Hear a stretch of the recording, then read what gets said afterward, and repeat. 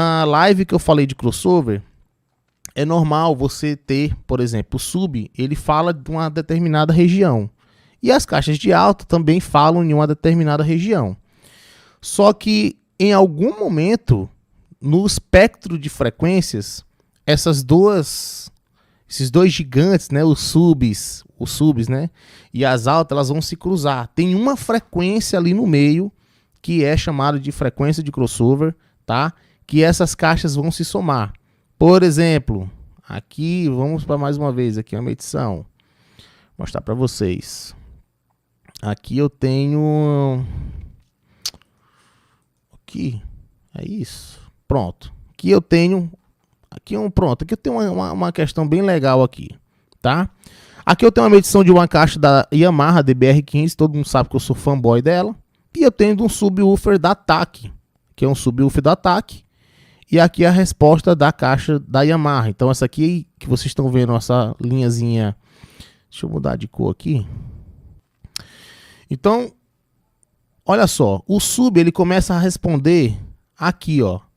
Aqui, se vocês olharem a frequência aqui em cima, o sub, ele começa a responder aqui, ó.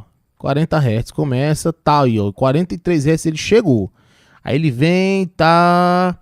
E aqui, ó, em 118 Hz ele começa a perder energia. Ele vai descendo, descendo, descendo, descendo, descendo e cai. Só que aqui no meio a gente tem a caixa da Yamaha, né, que ela começa aqui, ó, a falar de 90 e 100 Hz mais ou menos, ela começa a falar.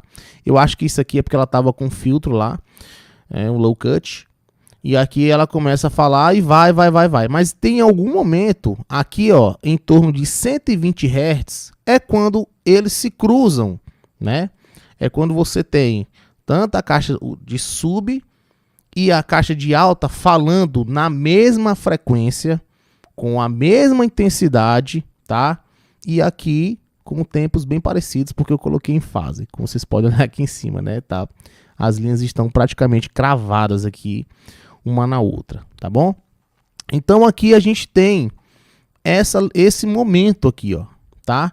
Então quando a gente está fazendo um alinhamento de sistema, você tem que ajustar essa região toda aqui, que são esses pontos de encontro, onde as duas caixas estão falando exatamente na mesma região de frequências.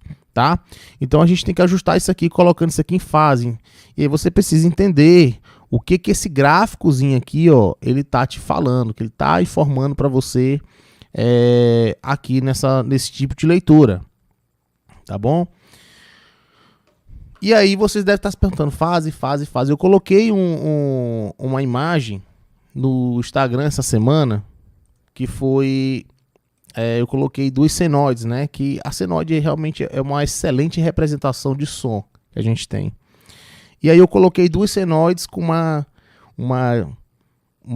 distância uma da outra e falei 100 graus. Eu postei a senoide e falei assim, aqui essa caixa está defasada 90 graus em relação à outra. A gente vai ter soma ou cancelamento, né? E aí abri a caixinha de perguntas e deixei o pessoal responder. E lá eu estava falando exatamente dessa questão aqui. Porque fase, quando a gente fala de fase, gente, fase pode ser um monte de coisa. Fase pode ser graus, como eu falei lá, né? A gente pode estar falando de ângulos de graus, então 90 graus, 100 graus, 180 graus.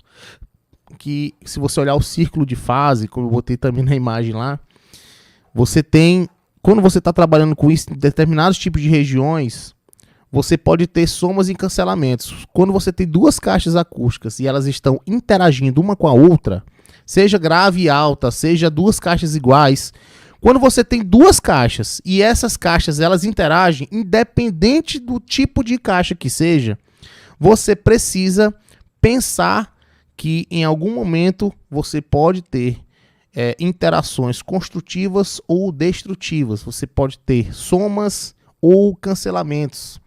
E isso pode ser bom e pode ser ruim, né? Porque quando a gente faz, por exemplo, um arranjo de sub, a gente cancela para tirar o som de uma determinada área. Mas quando você quer sonorizar uma área, o cancelamento pode ser ruim, porque você vai dar sons diferentes para as pessoas dentro do ambiente. Então, Você precisa começar a compreender. Como eu falei, eu vou entrando nesse assunto aos poucos, porque quando a gente for falar de fase, tá, gente? É um assunto gigante, tá? Assim, tem muita coisa pra gente falar. Não é difícil, tá bom? Mas ele é muito denso, extenso, tá? Então, como eu falei, quando a gente fala de fase, a gente pode estar falando de ângulos, de graus, né? Que são esse daí na senoide, que vocês têm lá, em que momento que você está na senoide. Pode ser distância, porque quando a gente fala de 1/4 de comprimento de onda, meio comprimento de onda, 180 graus, meio comprimento de onda, você está na metade. Quanto é que é o meio comprimento de onda de 100 Hz? Para a gente fazer um ajuste de um subcardióide com cancelamento para trás, entendeu? Então, tudo isso são situações que fase também está inserido. Ou fase pode ser simplesmente tempo, tá? A gente pode estar falando também de tempo, quando a gente fala de o tempo que demora para por exemplo, a frequência de 100 Hz se formar, para ela fazer o ciclo completo. Então isso demora um tempo. Quanto tempo isso demora? Quantos milissegundos? Quanto tempo isso foi? Então fase pode ser também tempo, tá? Aqui, quando a gente olha esse gráfico, a gente observa isso, tá? Aqui nós estamos falando de tempo, tá bom? Aqui ele dá esse gráfico basicamente em graus, aqui vocês estão vendo aqui, ó, do lado aqui em graus, mas isso aqui também é tempo. Uma caixa pode estar mais adiantada que a outra. O som pode estar saindo de uma caixa primeiro, chegando no microfone primeiro com relação à outra. Então, pode ser muitas coisas da fase. Mais importante, microfonação, aterramento e energia estável. Sim, pode ser. Depende também, né? Porque se você tiver um bom aterramento, se você tiver uma boa microfonação e uma energia estável, mas você tiver um cancelamento, seu sistema estiver com uma defasagem de 180 graus, e aí? Não tem som. O som vai estar uma porcaria. Por mais que você microfone bem, por mais que você tenha os melhores microfones, os melhores instrumentos do mundo, do planeta Terra, tocando ali, não vai prestar. Então eu aumentaria desses 10% aí, aumentaria para um pouquinho mais, tá? Uns 40, 50 talvez. Fala um pouco das teclas de atalho do Smart e suas ferramentas. Cara, aqui hoje eu não vou entrar nesse... Por quê? Porque a ideia aqui não é de eu falar do Smart, porque na verdade o Smart é um dos softwares que vocês podem utilizar para fazer as medições de vocês, tá? A gente tem aí diversos outros softwares que as pessoas utilizam também para fazer as medições e com função de transferência.